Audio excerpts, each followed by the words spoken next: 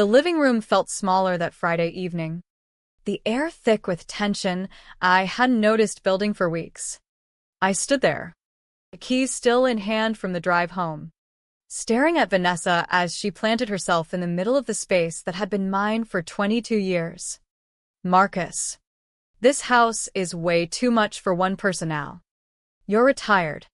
Tyler and I have talked it over. This is our place starting today. Our home. Her voice was calm, almost sweet, but the words landed like a slap. She didn't ask. She told me, crossing her arms in that confident way she had, her eyes locked on mine as if daring me to argue. I looked over at Tyler, my 29-year-old son, leaning against the doorway to the kitchen. He wouldn't meet my gaze, just studied the floor like it held all the answers. He'd been unemployed for nearly 18 months, bouncing between vague ideas about starting some online venture that never materialized. Vanessa, at 27, presented herself as an aspiring wellness influencer with a modest following. But lately, she'd taken over more and more, rearranging furniture, suggesting changes, making herself comfortable in ways that made the house feel less like mine. "This isn't your decision to make," I said quietly, keeping my voice even as my chest tightened. "The deed and mortgage are in my name alone. You've got no legal right here." Vanessa waved a hand dismissively, like I was the one being unreasonable. "Paperwork doesn't matter when it's about family. If you truly cared about Tyler, you'd step aside gracefully instead of clinging to the past." The past. The house where my wife Elena had passed 3 years ago after a long battle with ovarian cancer. The home we'd chosen together in a quiet Atlanta suburb, paid for through decades of hard work as a senior automotive technician at a major plant. The place where we'd raised Tyler, celebrated holidays, and tried to hold each other together after the loss. Elena had always been the steady one, reminding me that real love meant guiding our son toward independence, not shielding him forever. But after her death, Tyler had withdrawn. He dropped out of community college, moved back full-time, and I let him. I covered his bills, his car repairs, everything, thinking I was honoring her memory by being there for him. Now, standing in that living room, watching Vanessa's smirk and Tyler's silence, something inside me shifted. "You're right," I said finally, the words tasting bitter. "It is time to let some things go." I turned without another word, headed upstairs to the bedroom where I'd quietly packed a suitcase days earlier when the arguments had started escalating. The bag felt heavy as I carried it back down. "I'll be gone in 10 minutes. Tyler's face paled instantly. "Dad. Hold on, what are you doing?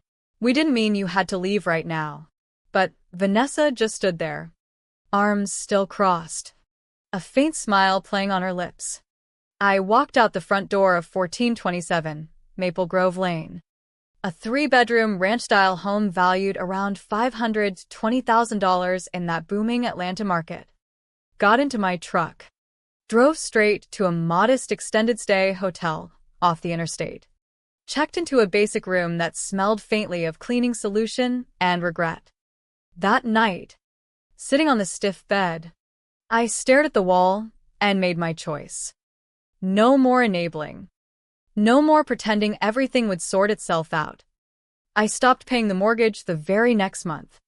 What they didn't realize, what no one knew, was that I'd refinanced quietly 9 months earlier. Pulled equity out to create a safety net, dropping my remaining balance to $380,000 while the market value sat higher. In Georgia, non-judicial foreclosure moves fast once you miss payments. Notice of default within weeks. Sale at public auction after proper timelines. Anyone can bid, including the original owner, if they're smart about it.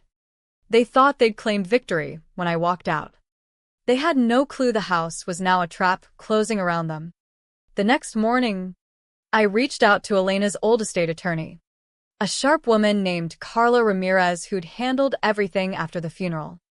We met in her downtown office, sunlight filtering through blinds onto stacks of legal files. "Marcus, this sounds extreme," she said after I explained the confrontation. "The walkout. The stopped payments. Are you ready to risk your relationship with Tyler over property?" I looked out at the city skyline. "Carla, I lost my son the day he chose her demands over basic respect for the home his mother loved. This isn't about revenge. It's about consequences finally catching up." She nodded slowly, outlining the process. George's timeline gave roughly 90 days from default to auction on the courthouse steps. Bidding would open at the owed balance, my lowered $380,000, leaving room for equity play if I won. I set up an LLC through her for anonymity, transferred funds, and began documenting everything. Photos from before I left showed pristine condition, fresh carpets, updated kitchen from the remodel Elena and I did together, walls without a mark. Days turned into weeks in that hotel room. The quiet was deafening at first, echoes of Elena's laugh gone, Tyler's voice absent. I thought about calling him a dozen times, but each time I remembered Sarah's words, "Love sometimes means stepping back, so they learn to stand." Instead, I hired a discreet investigator recommended by Carla to quietly check into Vanessa's background. Something about her polished stories didn't sit right. The rapid move-in, the utility accounts she pushed Tyler to add her name to, the way she scrolled home value sites when she thought no one noticed. By the third week, the notice of default arrived via forwarded mail. Bold letters warned of the impending sale unless cured. I let it sit unopened in my drawer. Tyler texted a few times, casual at first, then increasingly urgent about money for bills. I replied once, "Figure it out. Son, you're an adult now." The silence after that spoke volumes. The tension built slowly, like a storm gathering on the horizon. I knew they were still living there, probably redecorating, maybe even telling friends the place was theirs. But the clock was ticking. Every missed payment brought the auction closer, and with it, the chance for me to bid anonymously and reclaim what was rightfully mine, minus the discount my earlier refinance created. The house, once a symbol of our family's life, had become a lesson in boundaries none of us saw coming. And as the days stretched on, I wondered if Tyler would ever understand why I had to walk away that night, or if the explosion ahead would finally wake him up. The weeks after I left blurred into a rhythm of waiting and reflection. Mornings at the hotel started with coffee from the lobby machine, strong and bitter like my thoughts. I'd sit by the window, overlooking the parking lot, replaying the confrontation in my mind, not the anger, but the quiet betrayal in Tyler's silence. He was 29, old enough to know better, yet still trapped in the grief that had pulled him home after Elena's passing. Cancer had taken her fast once diagnosed, leaving us both reeling. Tyler had been studying business at the local tech school, Bright and motivated then. Afterward, motivation evaporated. He moved back. I paid his way, convinced myself it was temporary support.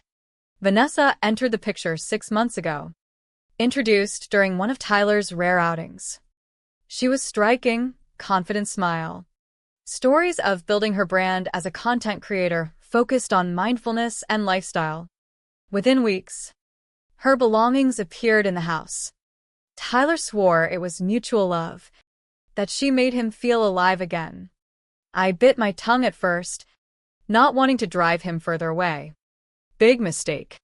Soon she was tossing Elena's cherished photo albums into storage boxes, replacing family quilts with sleek new throws. "We need fresh energy here," she'd say brightly. "Can't stay stuck in memories forever." "Marcus." I tried gentle talks with Tyler. "Son, this feels rushed. Maybe she should contribute or have her own space." His response cut deep. "You just don't want me happy because you're alone." Those words lingered. mixing with guilt over not enforcing independence sooner. Elena had warned me gently near the end, don't let grief turn into endless rescue. Marcus. He needs to fly on his own wings. As foreclosure notices mounted, my investigator uncovered layers. Vanessa's real history painted a different portrait: prior evictions in Florida for unpaid rent, a dismissed fraud charge involving a former partner's finances, credit issues suggesting a pattern of moving fast into relationships with assets. Signatures on utility bills at my address didn't match mine, likely forged by Tyler under pressure to establish residency. In Georgia, forgery is a serious felony, potentially carrying prison time.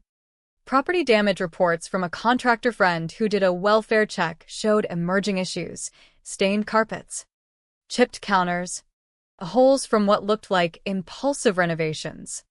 The building pressure felt like a slow inhale before a scream. I documented everything meticulously: dates, photos slipped through discrete channels, estimates for repairs climbing toward $45,000. Tyler reached out sporadically, asking for help with bills or rent equivalents he now suddenly faced. I held firm, explaining consequences without revealing the full plan. Each call ended with heavy silence, his voice cracking with confusion or resentment. By month 2, the notice of trustees sale hit public records.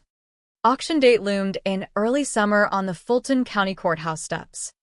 Bidding would be competitive potentially, but my lowered balance gave leverage. I met Carla again to finalize LLC details and prepare for possible criminal angles if needed. This could fracture your family permanently, she cautioned one afternoon in her office, the scent of lemon polish heavy in the air. I nodded, throat tight. Or it could be the only way to save what's left of him. Memories flooded during quiet evenings, Elena teaching Tyler to ride a bike in the driveway. Family dinners around the oak table, now probably scratched by Vanessa's projects. Quiet nights where we talk about dreams. Grief had bonded us initially, but enabled stagnation. Now.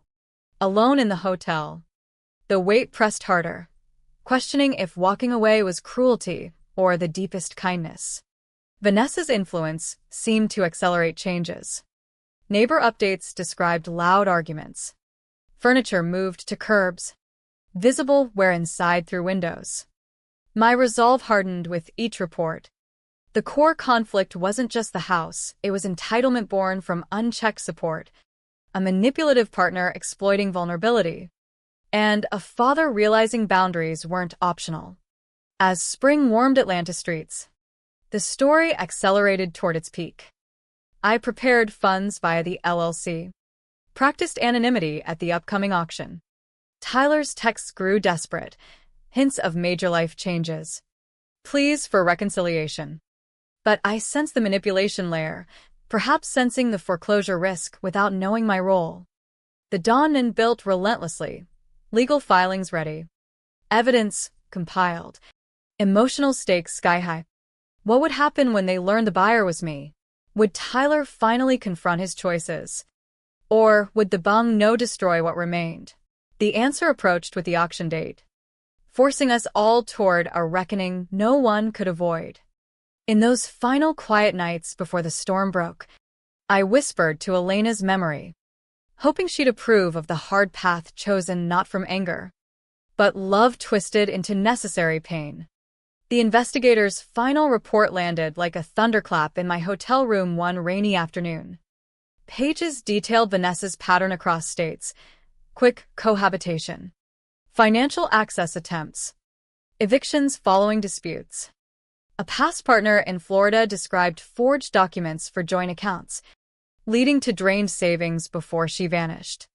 Tyler's forged signatures on my utility changes were confirmed by expert analysis, court admissible, pointing to felony territory under Georgia law. Combined with photos of interior damage, wine-stained rugs from Elena's favorite room, drywall punctures, appliances showing misuse, the evidence painted intentional destruction. Text screenshots obtained legally showed Vanessa boasting to friends about claiming the space and dismissing me as outdated. Vandalism charges loomed as possibilities alongside fraud. I sat with Carla reviewing options: full prosecution risking Tyler's future, or strategic leverage for accountability.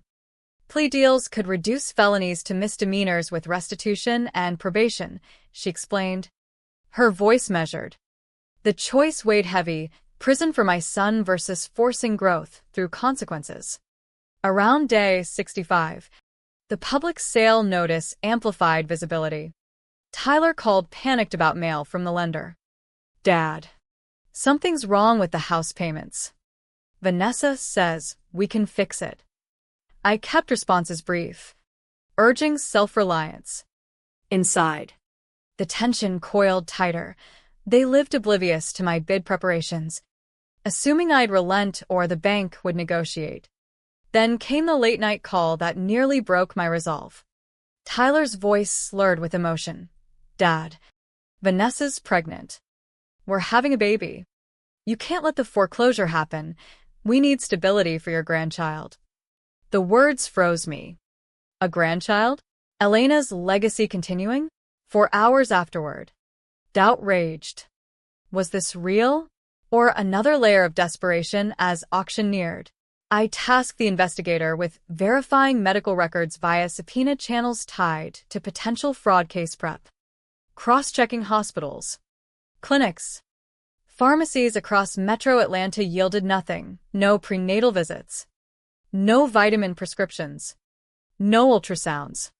Relief mixed with fury confirmed the lie. No baby existed. It was emotional blackmail. Damaged photos worsened in subsequent checks.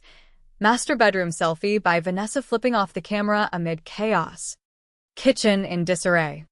Repair estimates hit $48,000 conservatively.